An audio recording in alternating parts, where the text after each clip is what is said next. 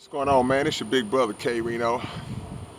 I know your brother looking kind of rough right now. I've been on my grind all day long, man, just doing labor. But check it out. I wanted to talk about a situation I saw. I don't know if this is old because I saw another video that said it was happened a year ago, but I've been seeing recent pop-ups on it, and that's this situation with the legend, the OG, the one and only DJ Quick. He was burning a check that he had received from Death Row Records. And the check was a small amount. Everybody was doing the same thing I was doing. They was trying to squint their eyes to see how much the check was. And the check looked like it was about 180 something bucks or whatever it was. But whatever the case was, DJ Quick was just expressing his dissatisfaction about how disrespected he felt behind the amount of that check.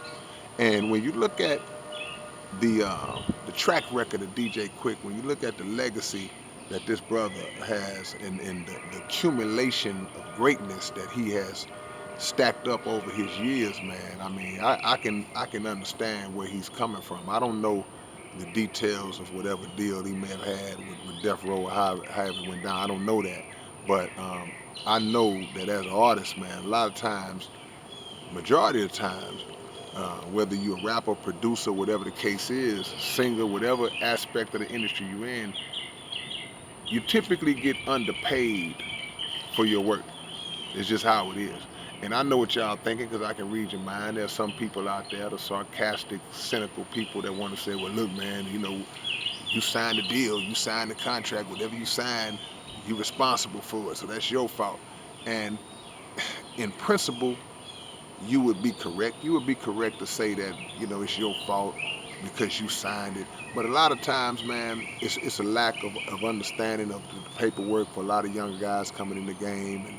And sometimes we make the mistake of feeling like there's honor in this game because you may receive a verbal commitment to something that doesn't get honored down the line. It's so many different ins and outs that take place in this industry. And Quick made it a point to mention a lot of the highly successful records that he was actually a part of, that he actually did production on, man, and deserved his credit. Now, the key thing that stood out to me when I watched him burning that check, when I watched that video, he didn't really complain about money. He said, I want my credits, you know, and to me, I don't know DJ Quick personally, but I've been a Quick fan for years, and I respect that brother for what he's done in the game and what he's done in the industry. But to me, him saying it like that makes me feel like it ain't even about the money. He not even tripping on the money. He like, man, I want my credits. He kept speaking in terms and in language that indicated to me that he had a concern for his legacy. He had a concern for his name in terms of his place in history. And that's so important, man, because especially in the wake of all these legends falling left and right, man, we can go all the way back to Ecstasy from Houdini, Prince Marky D, the Fat Boys, leading all the way up to now with DMX and others, Shock G and others, man.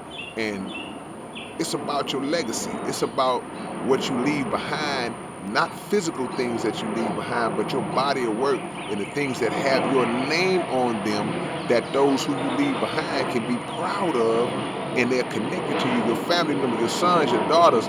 They can look and they can say, let this plane go by, y'all. Just in case y'all can't hear me, because I'm saying some important stuff right now.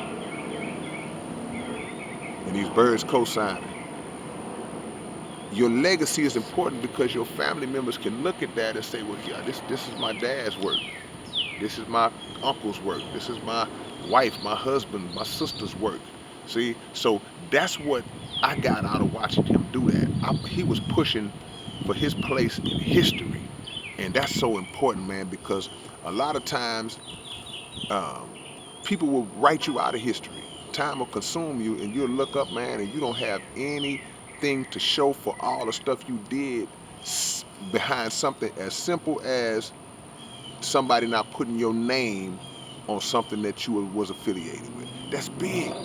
Because if a record takes off and blows up and gets huge, they gonna know who the artist is, but people want to know who the producer. But who did that track? Who did that beat? What label was that on? Everything associated with that hit is gonna be exposed on a grand level forever. But if you look up and your name is not even connected to it, and something that you did, next thing you know, 10 years, 20 years, 30 years pass, and you're not even affiliated with it. They don't even mention you. And think how that makes you feel. But he never made it about the money. He said, I want my credits. I understand that, man. Because one of the worst things to feel is underappreciated, unnoticed. When you have done and put in the time, man, trust me, I know. So that's one of the worst things in this. Like, man, look, I have established and put a footprint in this game that people are overlooking. And somebody with DJ Quick's track record, that's a crime. That should never happen to a brother like him. This man been in the game 25, 30 years plus, and it's up to us.